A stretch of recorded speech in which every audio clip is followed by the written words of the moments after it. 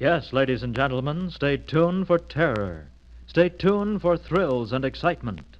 Listen to Craig Dennis in Lizzie Borden Took an Axe, written by Robert Bloch for Weird Tales magazine and adapted by the author especially for this program. You'll hear it now if you stay tuned for terror.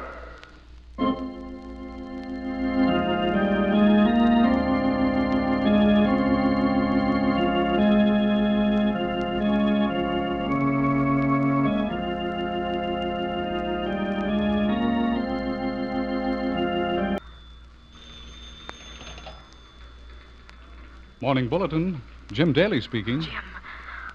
Jim, help me. Anita, what's the matter? I can't tell you, Jim, but it's happened. Oh, come out at once. You must help me.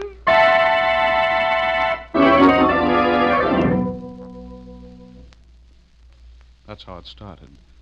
On a hot morning in July, with Anita's fear-filled voice pleading with me over the telephone. I left the office, got out the car, and raced down the long, lonely road leading to that house in the hills. I didn't know what I might find when I reached that house. Anything could happen there, with Anita locked up all alone with her crazy guardian. The thought of my fiancée alone with that madman almost terrified me. For old Gideon Godfrey was insane. That's what I was afraid of. Anita told me that her uncle was hexing her, putting the curse of the evil eye on her. Nonsense, of course, and Anita was too intelligent to believe such superstitions. But living there all alone under the power of that demented man, her sanity was going, too. I could see it. Lately, she had told me about something black. Something black that came into her bedroom at night. It was a sort of trailing mist, but it had a face and a voice. Both were horrible. It seemed to whisper to her when she was asleep, and then she would fight off the inky tentacles that clutched her body and wake up, screaming. She called it an incubus, a night demon. She said Gideon Godfrey sent it to her. Yes, I had good reason to be afraid. A cunning maniac and a frightened girl, alone together in a lonely house, and now that phone call. When I pulled up before the house, I jumped out and made for the door. I didn't knock, but walked right in. Anita stood in the parlor at the far side of the room, waiting. She said nothing, just held out her arms. I moved across the room to embrace her, but as I walked, I stumbled over something. I looked down and saw what I had stumbled over. The body of Gideon Godfrey lay on the floor, the head split open and crushed to a bloody pulp.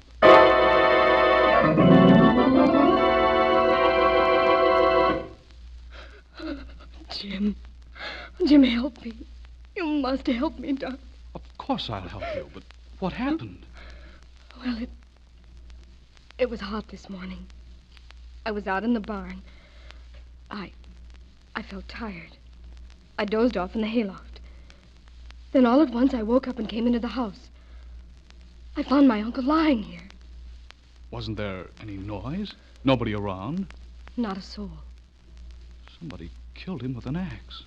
But where is the axe? The axe? I don't know.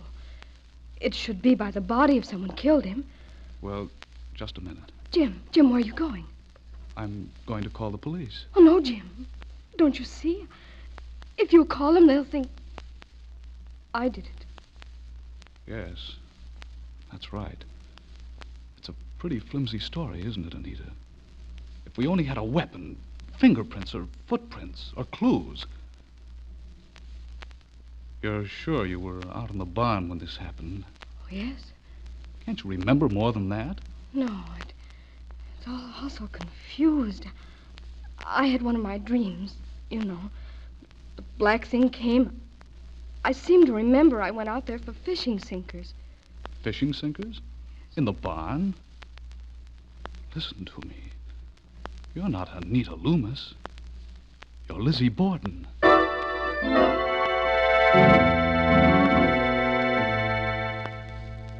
Yes, she was like Lizzie Borden.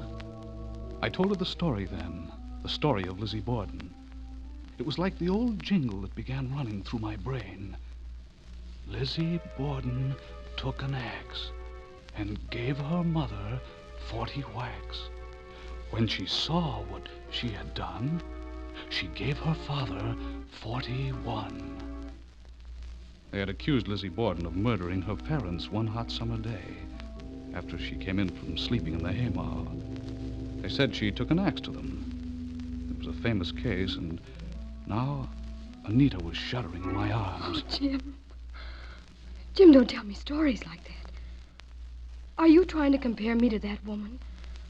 Are you hinting that I took an axe to my uncle? I'm not hinting anything, just pointing out how similar your case is to Lizzie Borden's. Maybe that's the explanation of her case, too. Maybe she was possessed of a demon. Maybe the black spirit of murder descended upon her when she slept. Told her to wake up and take an axe and Take it easy. Take it easy now, Anita. Stop it. There are no such things. You're just upset. You've got to think this thing out now. Eventually, we must call the police. We can't get around that. But right now, the thing to do is try and find that axe.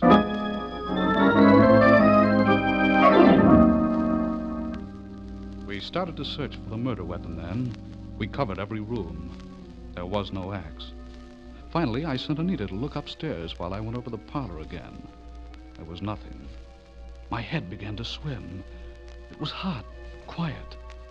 There was only silence and that body on the floor with its ghastly grin. And then, all at once, I saw it. It was like a cloud, a black cloud. But it wasn't a cloud. It was a face covered by a mask of wavering smoke. A mask that leered and pressed closer. I couldn't move. Then I heard something swish. I turned. It was Anita.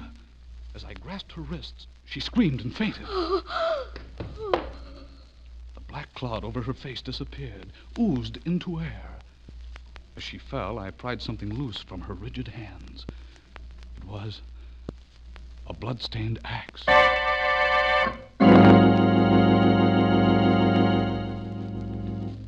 I put her down on the sofa and went into the other room. I carried the axe with me. No sense in taking chances. I trusted Anita, but not that thing. Not that black thing that swirled up like smoke to take possession of a living brain and make it lust to kill. In the other room, I phoned the police and sat down to wait. What could we tell them? The truth? They wouldn't believe it. Wouldn't believe that an incubus could enter a human body and make it attempt a murder. But I knew how it must have entered into her, made her kill Gideon Godfrey. I felt the cool axe blade in my hand as I leaned back. The verse kept going in my head. Lizzie Borden took an axe. What was that? I woke with a start. At first, I thought the police had arrived. Then I realized it was thunder. A heat storm was breaking. I blinked and got up from the chair. Then I realized that something was missing. The axe was gone from my hands. Anita! She must have awakened while I slept, come in here and stolen the axe again. Yes. What a fool I was to sleep. A demon. It had come back to her, entered into her. I faced the door, saw the trail of blood. It was true. I ran into the other room. Then I gasped with relief, for Anita was still lying on the couch. I looked at the trail of blood on the floor. For the first time, I noticed that it seemed to lead away from her, not towards her. What did it mean? It meant she wasn't possessed of the demon now while she slept. Maybe the demon came to me when I dozed off. I was trying to remember. Where was the axe? Where could it be now? Then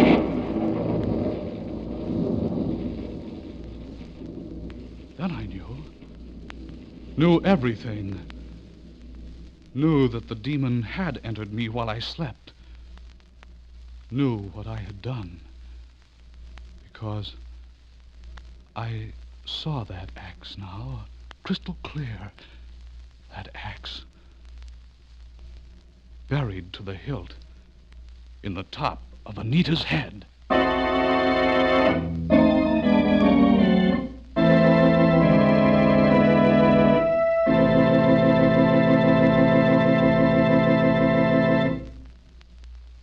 You have just heard Craig Dennis in Lizzie Borden Took an Axe, adapted for radio by Robert Bloch from his story in Weird Tales magazine.